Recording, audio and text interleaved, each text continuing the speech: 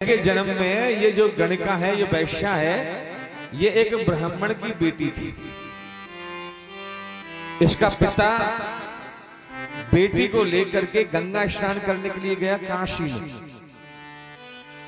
सर्दी के दिन थे और ये जो अजामिल है पहले के जन्म में ब्राह्मण था, नैष्ठिक ब्रह्मचारी था। इसे 4 बजे गंगा में डुबकी लगाई, ठंडा जल था, सर्दी के दिन थे, तो बाहर तो निकल गया पर गंगा की रेत में पछाड़ खा के गिर पड़ा, बेहोश हो गया। ब्राह्मण के पैर की ठोकर लगी, देखा कौन है, देखा कोई व्यक्ति है।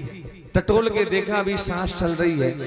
दोनों बेटी और पिता ने लकड़ी इकट्ठी की, आग जलाई पर कुछ नहीं हुआ। कंबल डाल दिया, अपने वस्त्र डाल दिए, फिर भी होश नहीं आया। तो पिताजी ने कहा, बेटी मैंने सुना है कि मनुष्य के शरीर में बहुत गर्मी होती है, तू इसको गोद में ले ले और कंबल ओढ़ ले और मैं चारों तरफ से आग जला देता, इसके प्राण बच जाएंगे बेचारे के। तो बेटी ने पिता की बात मान के गोद में ले लिया और कंबल ओढ़ लिया ऊपर से।